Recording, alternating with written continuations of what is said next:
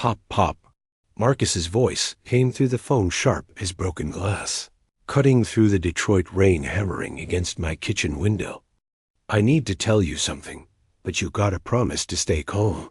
73 years of living taught me that when someone tells you to stay calm, you're about to hear something that'll rip your world apart. I set down my coffee mug, the one that said, "World's Best Grandpa," that Marcus gave me 5 Christmases ago, and gripped the counter. "What is it, son?" "I just saw Grandma Dot at the Riverside Motor Inn, and she wasn't alone, Pop. There were 5 men in suits with her, looking real official." My chest tightened.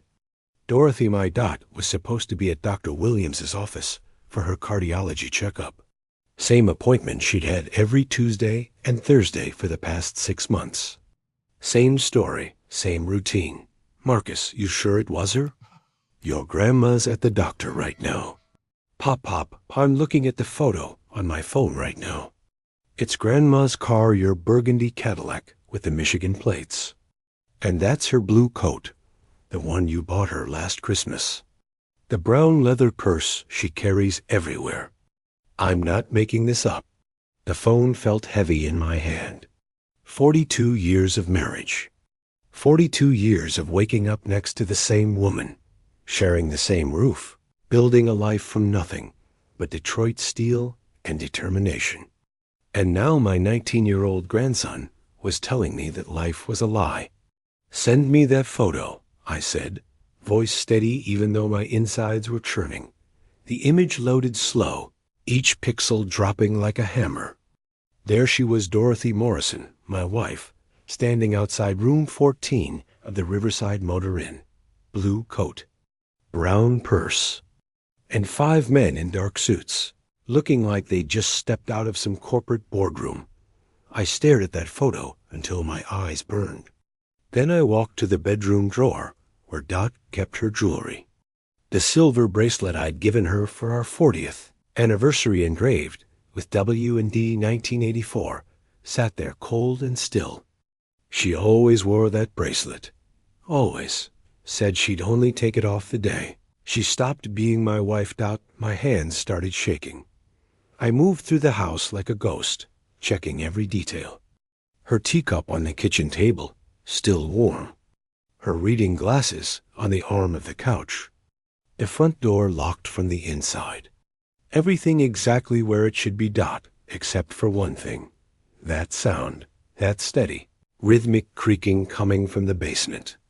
The same sound I'd heard every Tuesday and Thursday afternoon for months. Dot always said it was the old furnace settling, or maybe a raccoon that got in through the window well. I'd believed her because, why wouldn't I? After 42 years, you trust the person sleeping next to you. Not today. I opened the basement door. The smell of damp concrete and old motor oil hit me, familiar scents from my 35 years working the line at Ford's Rouge plant. A single yellow bulb swung from the ceiling, throwing shadows across the cinder block walls. And there she was, sitting in my mama's old rocking chair, knitting needles clicking in her hands, headphones over her ears, head bobbing slightly to music I couldn't hear. Short gray hair, same slight hunch to her shoulders, same small tremor in her hands that Dot had developed after her stroke 3 years back. She looked exactly like my wife, not exactly double quotes. No response. The headphones must have been turned up loud. I stepped closer, floorboards groaning under my weight. "Dorothy, I thought you had your appointment with Dr. Williams?" She pulled one earphone off, turned to face me. Those eyes, Dot's eyes, warm brown with little flecks of gold, met mine. "Oh, baby, Dr. Williams called and rescheduled. So I figured I'd come down here and finish this scarf I'd been working on." "Why? You need something?" The voice was perfect. The inflection, the slight rasp from years of smoking she'd quit a decade ago. Even the way she called me baby when we were alone. Everything matched. Everything except one thing. The bracelet wasn't on her wrist. I was thinking, I said, testing her. About your mama's peach cobbler. Remember the secret ingredient? She smiled that familiar smile. Of course. Extra brown sugar and a longer toast on the pecans. Makes all the difference. Wrong. Dot's mama, God rest her soul, never used brown sugar. Always white sugar with a splash of bourbon vanilla. Never changed that recipe, not once in 60 years. I'd watched her make it 100 times at Sunday dinners in her little kitchen on Hastings Street. You're right, I lied, backing toward the stairs. Brown sugar's the key. I'm going to make us some coffee. That sounds nice, baby. I climbed those stairs on autopilot, my mind racing faster than my heart. Back in the kitchen, I pulled out my phone and opened the family tracker app that Kaisha had installed after my heart scare 2 years ago. The screen lit up. Dorothy Morrison. Current location. Home, Black Bottom District. Detroit, her phone was here. She or someone was here. So who the hell was at the Riverside Motor Inn? I didn't panic. 73 years of life teaches you that panic clouds judgment, and clouded judgment gets you killed.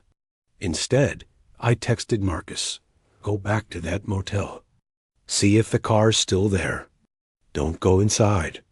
Just watch. Then I sat at the kitchen table, staring at the basement door. That rhythmic creaking started again, the rocking chair moving in steady time, like a heartbeat. 42 years of marriage. I thought I knew Dorothy Morrison better than I knew myself. We'd survived the 67 riots together, huddled in our apartment while the city burned. We'd buried both our parents, raised 2 kids on my Rouge plant wages and her secretary's salary. We'd weathered the recession, the layoffs, the years when we had more month than money. We'd survived everything Detroit could throw at us. But sitting there in that kitchen, listening to that chair creak in the basement, I realized something that made my blood run cold. I didn't know this woman at all. The woman in the basement. The yellow light in the basement made everything look sick. I stood at the bottom of the stairs, watching the woman who looked exactly like my wife rock back and forth, needles clicking, completely calm. Too calm. Want me to make some tea? I asked, keeping my voice level. She looked up, pulled off the headphones, and smiled. That'd be wonderful, baby. I'll be up in a minute. That voice, it was Dot's voice. The same softness, the same rhythm. If I closed my eyes, I'd swear it was her, but my eyes were wide open. Back in the kitchen, I moved like I was underwater. Filled the kettle. Set it on the stove. My hands found the drawer where we kept the tools, screwdrivers, pliers, duct tape. And there, tucked behind the hammer, was something that didn't belong. A burgundy wallet. Small, modern, with a silver clasp. Not Dot's. She'd carried the same big brown leather wallet for 15 years. I opened it with trembling fingers. Inside, cash, a deep red lipstick, a compact mirror, and an ID card. Simone Blake. The photo showed the same face that was currently rocking in my basement. Same fine lines around the mouth, same crow's feet. But there was one difference, a small mole on her left. EARLOB. Didn't have that mole. Birth year, 1956. Same as Dorothy. I flipped to the back pocket. Bank transfer slips, dozens of them, all in plastic sleeves. Every single one identical. Sender, Dorothy Morrison. Recipient, Simone Blake. Amount, $1.40. Dates, every Tuesday and Thursday. For 6 months my vision blurred. I grabbed the counter to stay upright. There was a folded note in another compartment. The handwriting made my chest tighten. It was Dot's careful, neat script. Walt on the porch. Headphones on. Back by 4:30. The signature was perfect. Too perfect. Like someone had practiced it 1,000 times. My phone buzzed. Marcus. Pop, pop. I'm back at the motel. The Cadillac's still here. I talked to the front desk, told them I was looking for my aunt. Clerk said the woman in room 14 goes by Miss Celeste. Been a regular for months. Shows up every Tuesday and Thursday with men in business suits. Miss Celeste. Dorothy's middle name was Celeste. She hated it, never used it except on legal documents. Thanks, son. Come home. Don't go back there. I hung up and stood in my kitchen, the kitchen where Dot and I had shared 10,000 meals, raised 2 kids, argued about bills and laughed about grandkids, and felt it all crumble like Detroit's abandoned factories. The basement door creaked open.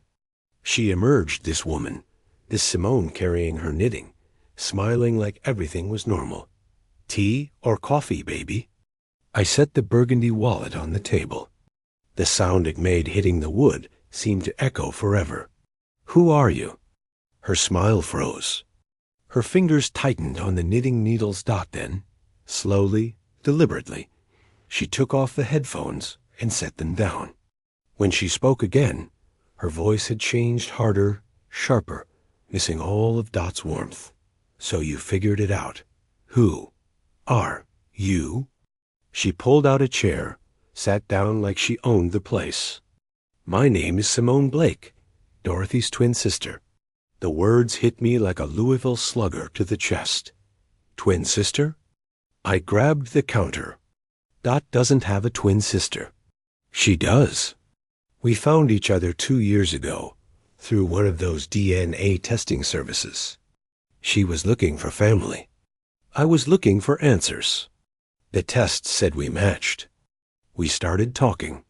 She told me about her marriage, about you, the silent husband who worked all those years, but never really talked to her, never really saw her. My face burned. You're telling me my wife hired you? Simone shrugged like it was nothing. That's right. She needed to be home when she went out, so you wouldn't suspect anything. I'd just sit here, knit, make tea, do the little things. She paid me $40 a session. It was enough for me. I sank into the chair across from her, my knees giving out.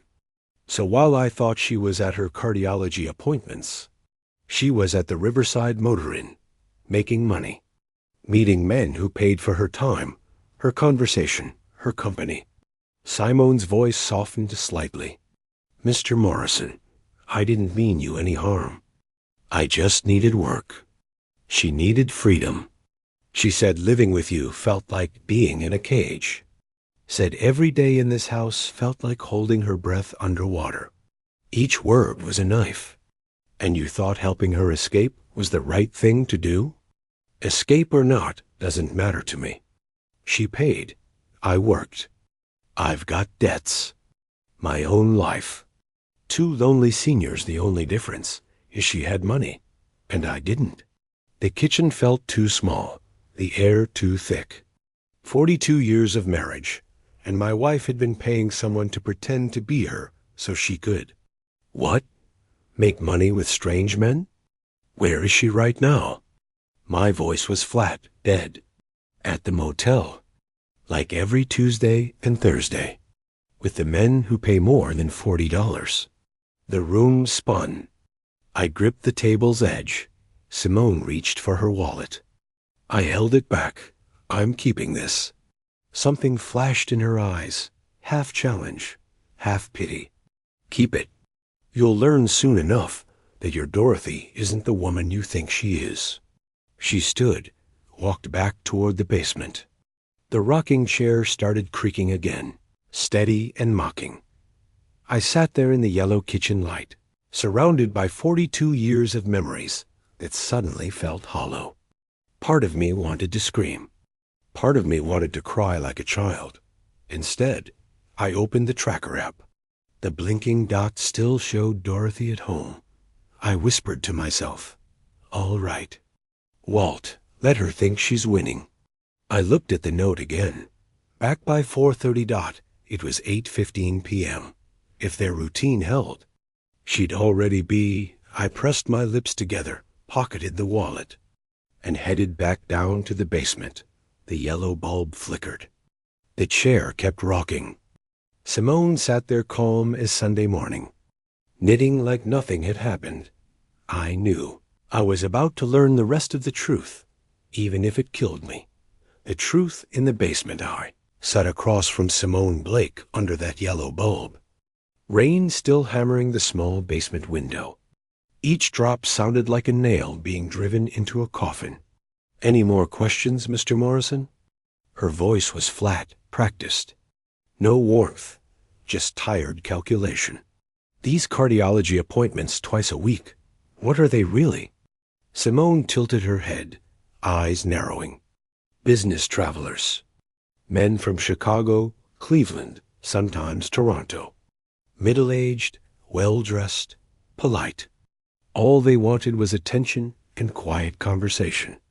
That was enough for them." My chest tightened until I couldn't draw a full breath. "You're saying my wife chose to earn money with the gentleness I forgot she needed?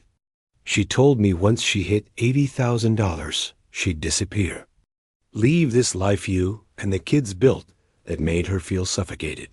Simone leaned back, arms folded. "I only helped my sister." Sister.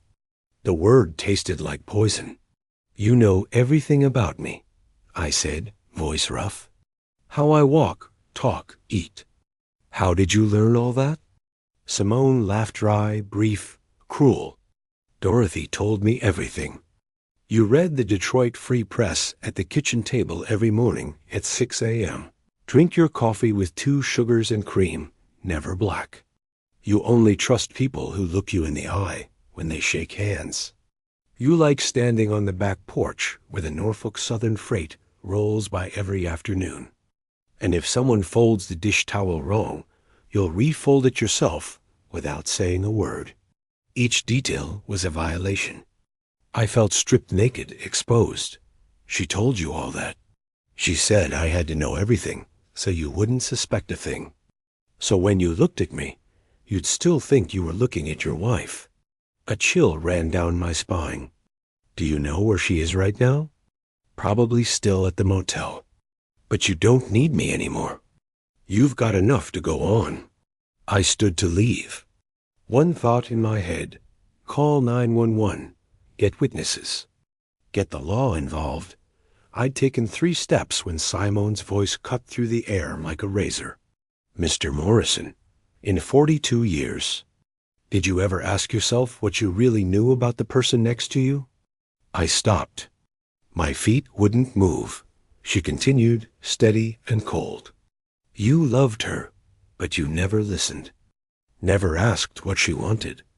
She told me the worst part was waking up every morning, seeing you there silent, kind, far away. So if you feel betrayed today, maybe ask yourself who broke faith first." I turned to answer. The light snapped off. A rush of air behind me, then dash crack. Something heavy smashed into the back of my skull. The world exploded in white pain. I went down hard, face hitting the concrete floor. My vision blurred, ears ringing. Through the haze, I saw Simone backing away, something in her hand. A wrench? A mallet? The room went black. Rain roared in my ears, mixing with the ringing. Then nothing. Aftermath when I came to, the smell of antiseptic burned my nose. Bright lights made me squint. White ceiling tiles instead of my basement's water-stained concrete. Memorial Hospital. Detroit.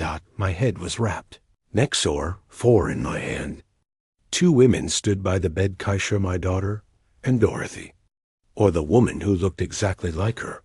Kaisha burst into tears when my eyes opened.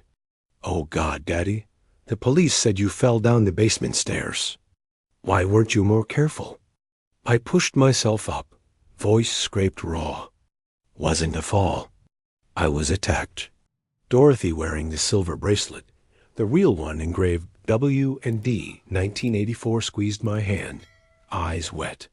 "Baby, what are you saying?" "I came as soon as I heard. The doctor said you fell and had minor blood loss." I stared at her wrist. The real bracelet gleamed cold under the fluorescent lights. No, I said slowly, each word clear and deliberate. I was assaulted, and I want to file a report. Kaisha froze. Dorothy went pale. The door opened. A black woman in a navy blazer walked in. Badge reading, Detective Angela Hayes, Detroit PD. Mr. Morrison, I'm the lead on your case. We've processed your home. Signs of a struggle, blood near the stairs, and a neighbor's camera shows headlights leaving your garage around 7 p.m. Can you tell me what happened? I told her everything.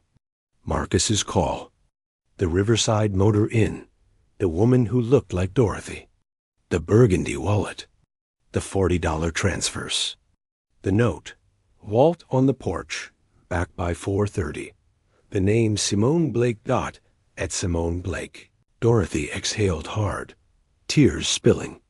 Stop, Walt, please. Her voice broke. Yes, there's a Simone, but she's not a stranger. I met her through one of those DNA services. I only wanted to help her. She's poor, has nobody. I thought. I looked her in the eye. Help by paying her $40 to play you while you were at a motel? Dorothy dropped her head, shoulders shaking. I didn't think it would go this far. I just needed time. I did wrong, but it's not what you think. Detective Hayes scribbled notes, eyes on Dorothy. Mrs. Morrison, why did you need the money? These regular $40 transfers, this isn't charity. Dorothy lifted her face, voice cracking. Because Marcus needed treatment for his knee injury. Insurance didn't cover all of it. Then Terrence's gym almost went under. I didn't want to burden the kids. I thought I'd do it for a few weeks, earn a little extra, then stop. Kaisha covered her mouth, tears falling. Mama, why didn't you tell us?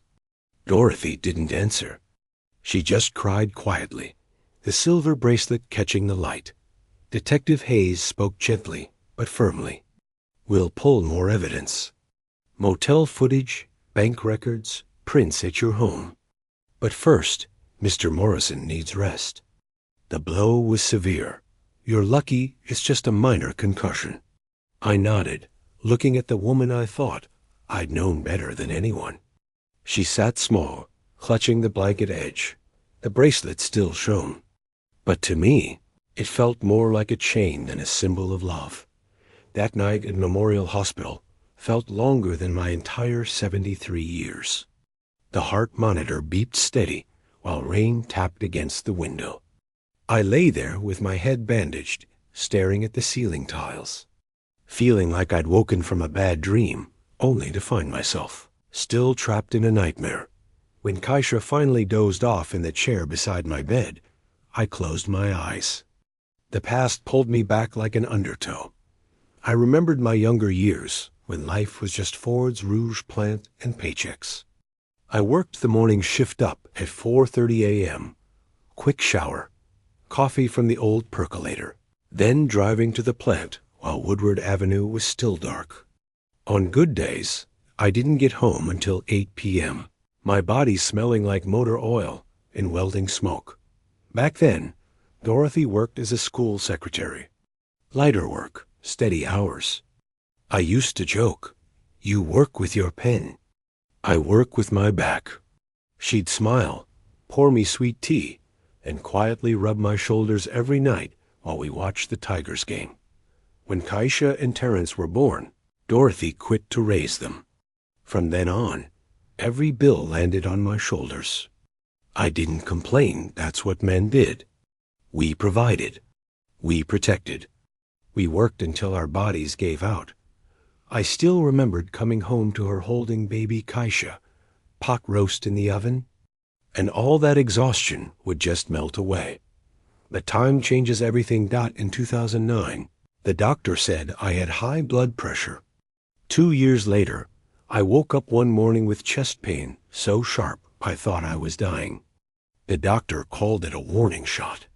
In 2013, Ford offered early retirement with a package. I took it, thinking I'd finally have time with my wife, Didn't know it would be the beginning of our slow death, that our income dropped by more than half. I started counting every dollar, grumbling about the electric bill, turning off lights Dorothy left on. She grew quieter, went out less. We started sleeping in separate rooms after a fight about my snoring. I remembered that night clearly. She gathered her pillows, said softly, "I need sleep, baby," and never came back to our bed. From then on, we were two strangers under one roof. Morning, good morning. Night, good night. Between those two lines stretched a silence that lasted over a decade. We kept separate funds. I took my pension, paid the basics and insurance. She had savings from her working years and some dividend income from old stocks. I thought it was normal, two older people, two routines, two quiet corners. Looking back now, that silence was what opened the door to darkness. The next morning, Detective Hayes returned. Her voice was professional, but I saw compassion in her eyes. "Mr. Morrison, we reviewed Mrs. Dorothy's bank activity. There are irregular transfers, more going out than her Social Security can cover." I nodded. Nothing surprised me anymore. That afternoon, while Kaisha went to get food, Dorothy visited me alone. She looked exhausted, thinner, but trying to stay composed. She carried a paper-bagged chicken soup and cornbread. "Eat something, baby. You need strength to come home." I looked at the tray, then straight at her. "Can you tell me the truth now?" She set the bag down, sat across from me. The hospital's harsh light washed over her face. After a long pause, she spoke quietly. "At first, it was just one time. A friend at church recommended some light work-nothing illegal. A businessman from Chicago needed company for a dinner event. $700 for one evening. I thought I could cover some of your prescriptions and be done." She lowered her head, voice thin as paper. "But they came back. The appointments became regular. A small group, polite, discreet. They called me Miss Celeste. They paid well, asked for nothing but presence, conversation, dinners. I thought I was in control. My hands gripped the bed rails. And then? Then one of them suggested private sessions. I was scared, but I needed money. That's when it started becoming something else. I sat still. The betrayal hurt, but what hurt more was realizing I'd lived beside someone for 42 years and didn't know who she was anymore. Dorothy continued, eyes wet. To avoid suspicion, I hired Simone. $40 a session. I just needed someone at home, so you'd believe I was at my cardiology appointments. I thought I was being smart. Turns out I was being a fool. I didn't respond. Inside, anger and shame twisted together, not just because of what she did, but because I'd become invisible. My life had been work, bills, evening news.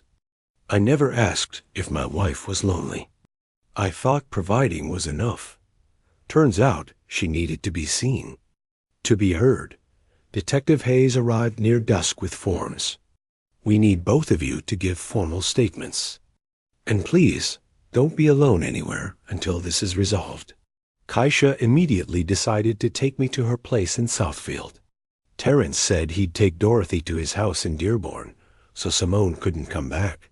Before we separated, I spoke to Dorothy in the hospital hallway. She tried to hold my hand. I pulled away gently. "I'm not saying the word," I said softly. "Divorce?"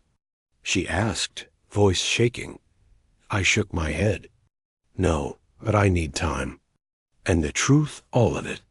She nodded, tears falling like the rain outside. That night, Kaisha drove me to her home in Southfield. The road was long and quiet, highway lights sliding across the windshield, showing the old calluses and scars on my hands, resting on my knees. "Daddy," Kaisha finally said, "I don't know what to say. I just feel for both of you." I gave a tired smile. "Don't feel for anyone, baby." Some things, if we'd said them sooner, might not have turned into tragedy. Do you still love Mama? I stared out at the rain-soaked road. I don't know. I just know that between love and silence, sometimes silence is crueler than betrayal. Kaisha squeezed my hand. We passed rows of darkened houses, streetlights bleeding gold through the rain. I knew morning would change things. But that night, one thought stayed with me. Marriages don't always die from lies. Sometimes they die from long, unbroken quiet. And the price was me lying in a hospital bed with a bandaged head, looking back at my life like a cooled piece of steel, hard, cold, and out of fire. The DNA lie 3 days after Simone's attack. Detective Hayes called before dawn.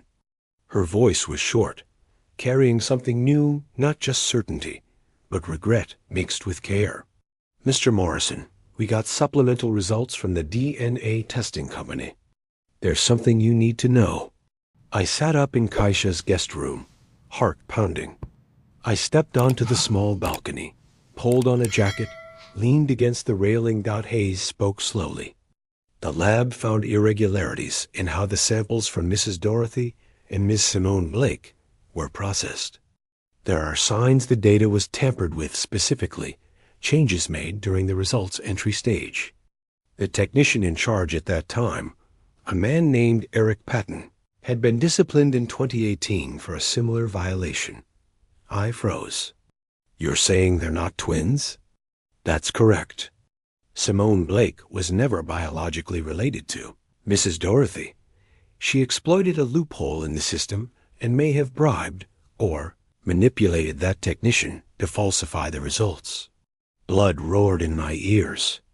The so-called DNA miracle, the thing that made Dorothy trust completely and open our home to a stranger, was a carefully calculated lie. At noon, Dorothy came to see me at Kaisha's. The moment she walked in, her eyes were red and lost. I just heard from Detective Hayes. Her voice was hoarse. There's no twin, no sister, nothing. I believed a lie. I opened our door to a stranger like she was family. I pulled out a chair, asked her to sit. The air between us was thick enough to choke on. She clasped her hands so tight, her nails dug into her skin. I was foolish, Walt, when she said we had the same genes, the same birth year, same features. I felt like I'd found a missing piece of myself. I believed because I wanted to believe. I thought God sent her to fill the emptiness inside me. She paused, voice breaking. But it was the devil. I looked at that face I'd known for 4 decades and saw someone who'd been led astray by her own loneliness. You're not the only one who got fooled, I said quietly. She knew how to hit people where they're weak. And nobody wants to be alone. Dorothy broke down completely. But the price I paid was you. The trust of our whole family. I said nothing. Sometimes the right silence soothes more than words. That afternoon, Hayes called again. Simone Blake wrote a letter to her attorney from jail. I'm sending you a copy. But be prepared, the content is heavy. The letter arrived via email. The handwriting was shaky, slanting like the writer's mind was sliding off the edge. I was never a twin. I was born with a face people wanted to forget. My whole life, I searched for people who looked like me so I could feel I existed. Dorothy was the perfect match. I didn't want to hurt her. I just wanted to live once in someone else's light. Below that, Simone added, if I expose the entire client network, I want leniency. And please don't publicize her private life. She's suffered enough. Hayes added in her email. The DA received it, but rejected negotiation.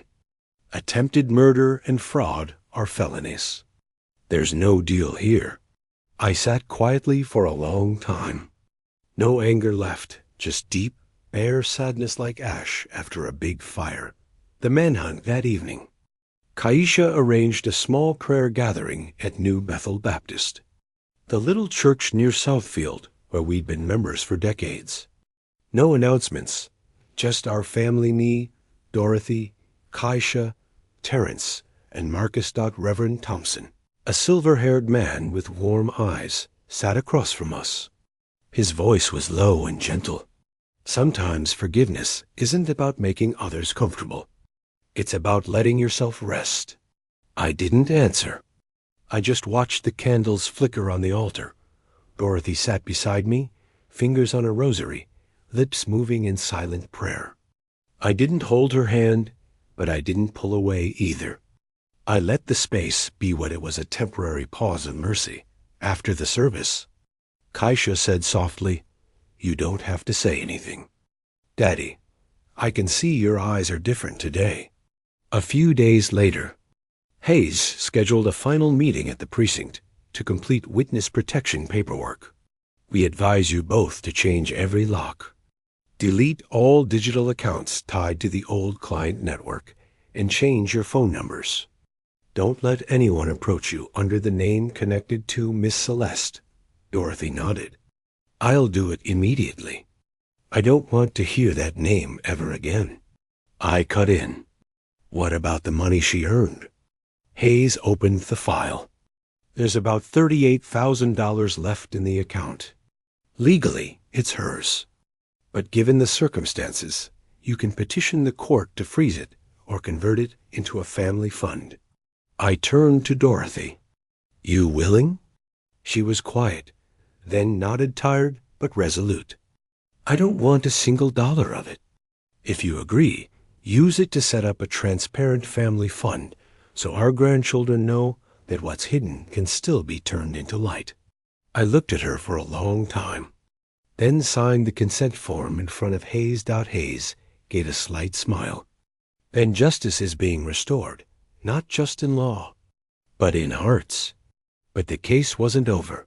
2 days later, my phone rang at 5:47 a.m. Hayes's voice was rough, slow, different. "Mr. Morrison, Simone Blake is dead. We suspect suicide in her cell." I stood frozen in Kaisha's kitchen. Coffee dripped onto the tile, dark brown like dried blood. Hayes paused, then continued. "She left a note. In it, Simone apologizes to you, takes full responsibility, and admits everything from the DNA test to the stand-in act was staged by her." I grabbed the counter. "You're saying she planned it all?" "Yes. She falsified the DNA by going through the back door with the lab tech. The real plan wasn't just pretending to be a twin. Simone admitted she intended to remove you first. Then Dorothy assumed the identity, sell the house, and drain your pension." Hayes lowered her voice. "The letter also mentions a man one of the men in suits you and Marcus saw at the Riverside Motor Inn. She calls him Raymond. He knew about your deed and accounts. We're looking for him now." When I told Dorothy, she collapsed into a chair, tears falling without sound. Her whole body shook as if wind had blown straight through her. "She's dead," Dorothy whispered. "Yes, the letter apologizes to you too. Says she grew fond of you but didn't know where to stop." Dorothy buried her face in her hands and sobbed, the kind of crying you hear at funerals. Mourning not just the dead, but the part of yourself that died with them. I felt no victory, no relief. Just mourning a death that ended a string of lies but opened a void nobody wanted to touch. The blue suit man. A week later, Hayes called with an update. "We arrested the man in the blue suit. Real name, Raymond Lyles. He's charged with money laundering, but denies involvement in the assault. Claims he was just a regular client in Simone's circle. Knew about the deed, but never executed any plan." I simply said, "Thank you." She paused. "And one more thing. Someone sent you a letter, no name. Just signed, a former client at Riverside Motor Inn. There are checks inside." I received the envelope the next day. Inside was a folded note and 5 checks totaling $3,500. "I can't use my real name, but I owe you an apology. I was one of the men who paid Miss Celeste." I didn't know the truth until I saw the news. This money won't erase anything, but please put it towards something good. I didn't think long.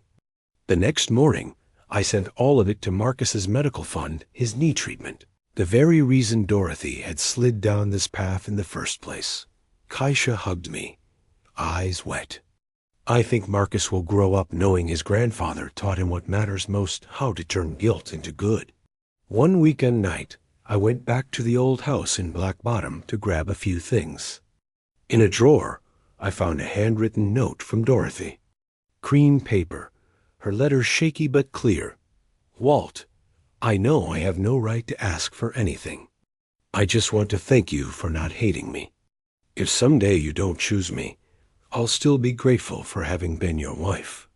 Thank you for giving me a chance to start over. Even if it isn't beside you. I folded it and slipped it into my pocket. Out on the porch. I sat in the old wooden chair where we used to watch sunsets in the early years. The wood was rough, paint peeling, but it still held.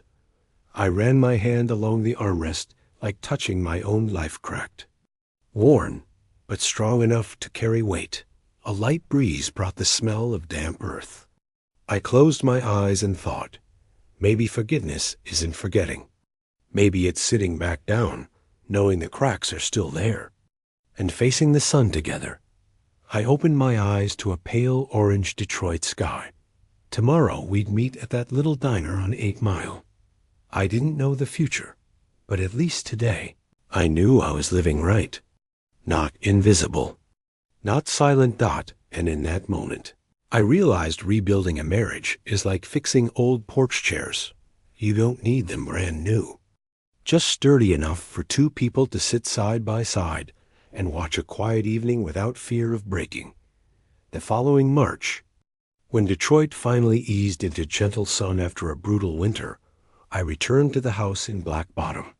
The air felt different than last year. No damp basement smell, no eerie creak of that rocking chair.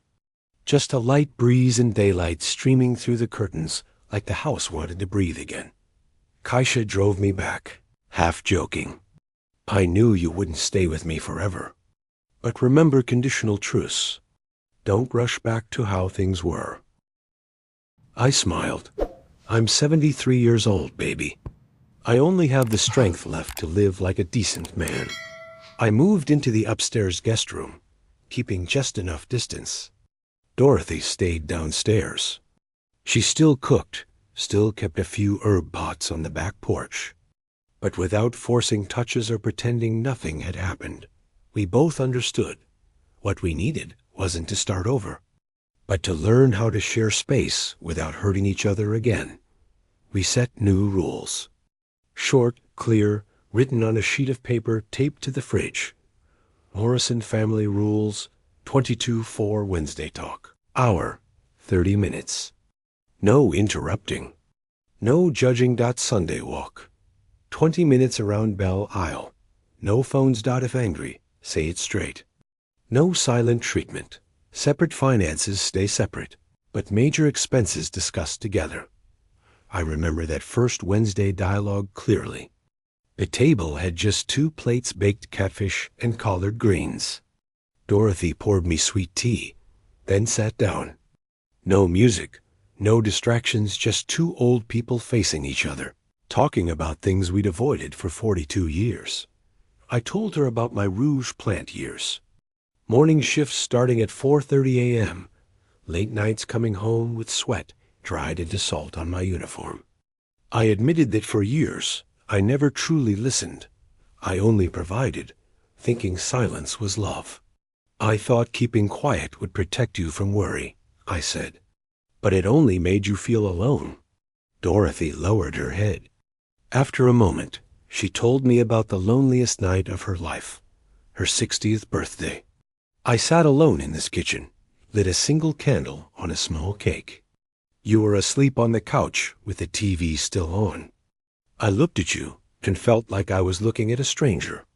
I just wanted someone to ask, "Are you okay?" But nobody did. I was stunned. Between 2 people who'd shared a bed for 4 decades. There were years when we couldn't reach each other with even a single question.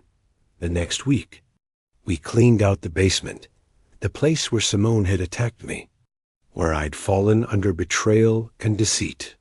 I thought I'd shake, struggle to breathe, but strangely, when I stepped down those stairs, I only saw light. We threw the old rocking chair into the trash, replaced the bulbs with brighter ones, opened the window to let fresh air in. The smell of damp concrete and must faded, replaced by the scent of pine sol and new paint. Dorothy took the broom. I took the rags. When I wiped the corner where the blood stain had been, I paused. Now it's just a clean floor, I said softly. She answered in a low voice. Yeah, we deserve a house that doesn't hold shadows. That line made me feel lighter, like we'd restored fairness to this house. Once a battleground, now allowed to be a home again. Therapy and healing on Sunday. We walked around Belle Isle. Gentle sunlight lay across Dorothy's silver hair. The smell of the Detroit River and sound of children laughing circled the park. Slowly told Dorothy about those early years of marriage, how I used to watch her sing to baby Kaisha. How proud I felt, but never said it. She smiled. It's not too late to say it now. That afternoon, Kaisha suggested couples therapy. I agreed, not because I believed in miracles, but to see if there was anything left to save. In the first session, the counselor, a warm-voiced black woman named Dr. Freeman, asked, "What are you two looking for by still showing up?" I looked at Dorothy and said, "We're not trying to get back the years we lost. We want to learn how not to kill the years we have left with silence." The room went quiet. Dorothy cried, and for the first time in months, I saw her eyes without armor.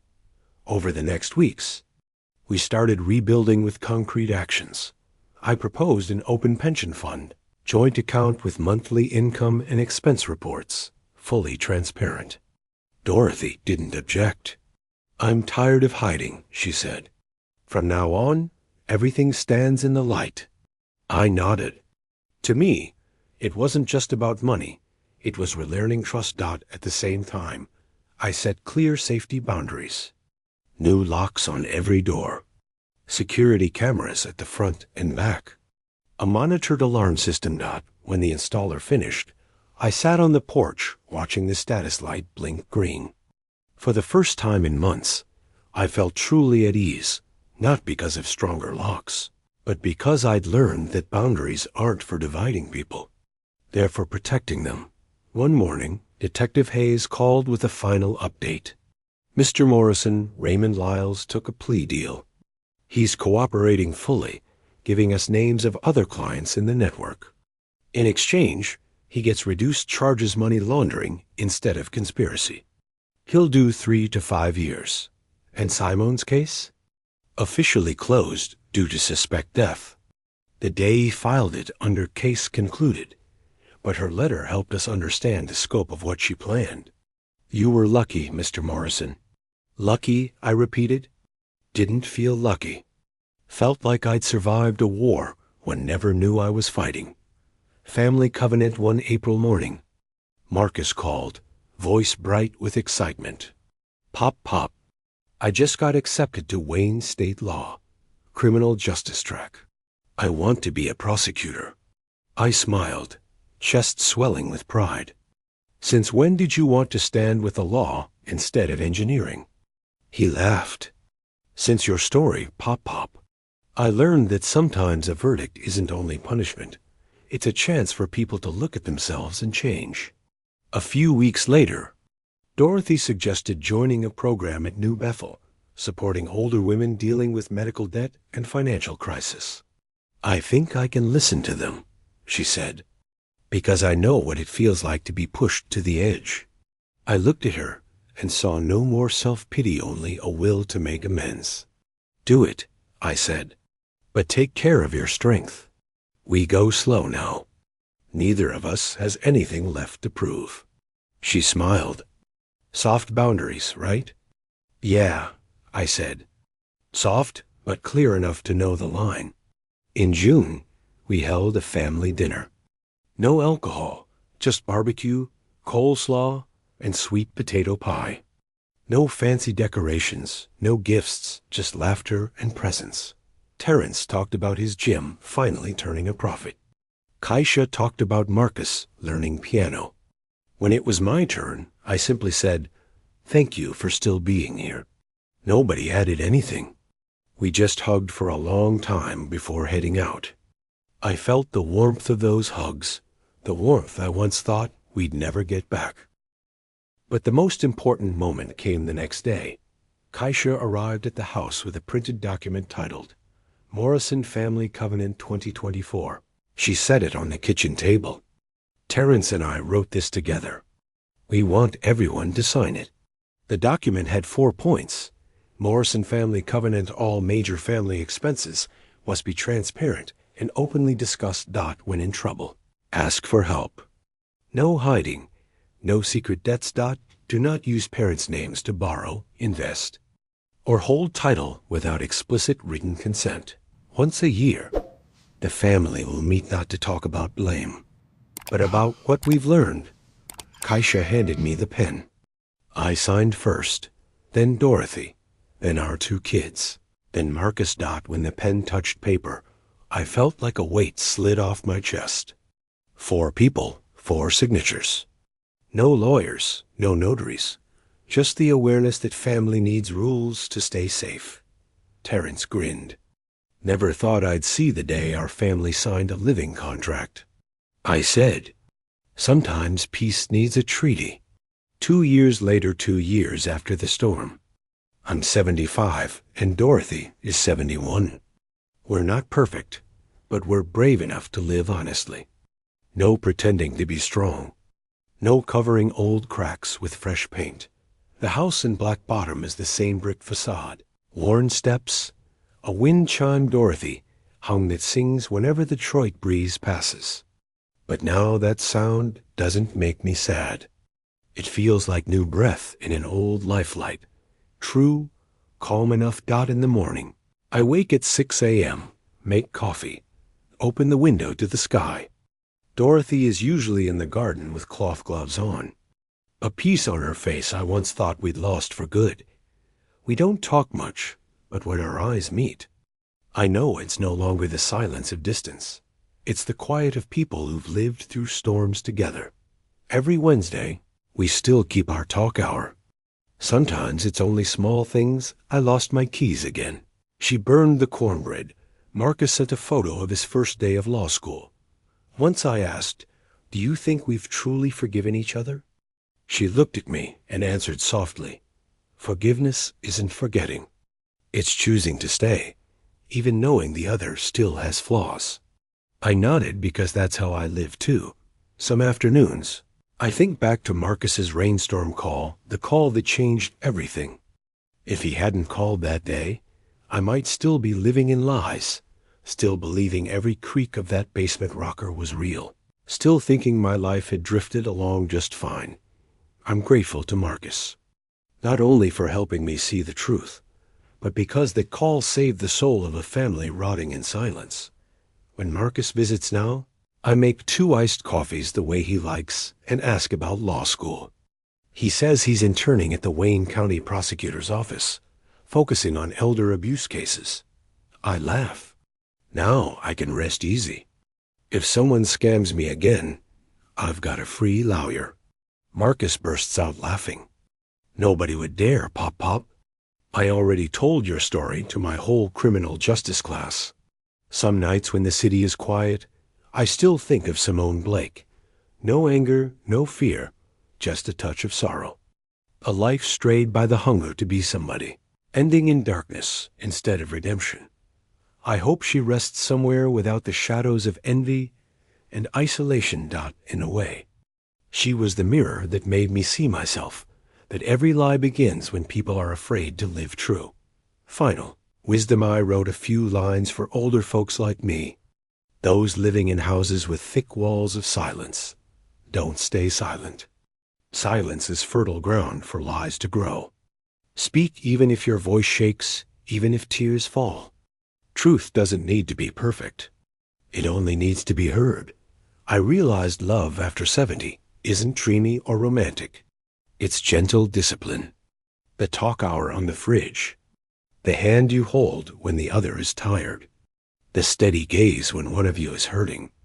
Above all, it's choosing to stay, even knowing life isn't long.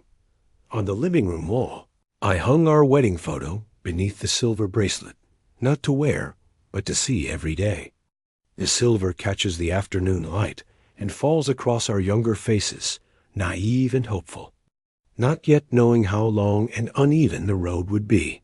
Don't try to forget the wayward years, because they prove that love means something only when it's tested.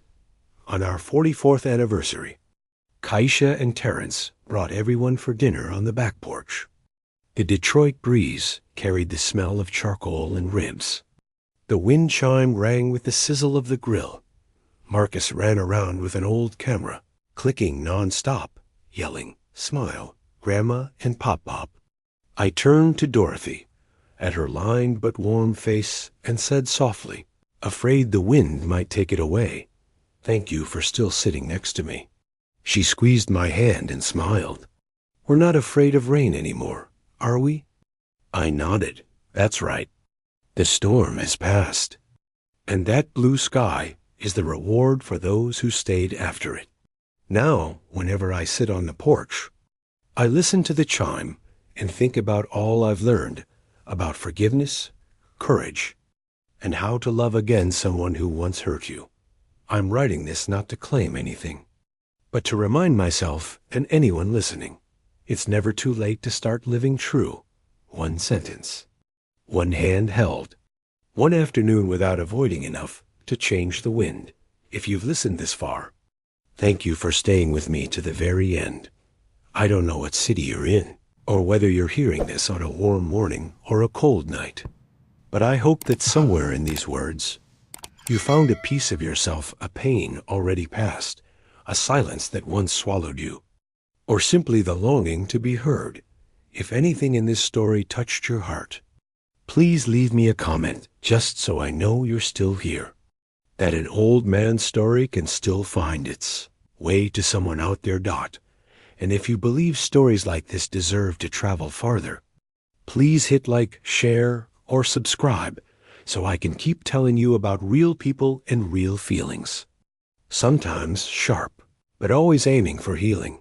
Because I learned one thing after 75 years on this earth: marriages don't die from lies. They die from long, unbroken quiet, and the cure isn't perfection. It's presence. It's speaking. It's staying, even when the storm hasn't fully cleared, even when the scars still ache, even when forgiveness feels impossible. You stay. You speak. You start again. That's what love looks like at 70-5 fireworks. Not passion. Just two old people on a porch, wind chime singing, holding hands in the Detroit dusk. And that, brothers, is enough.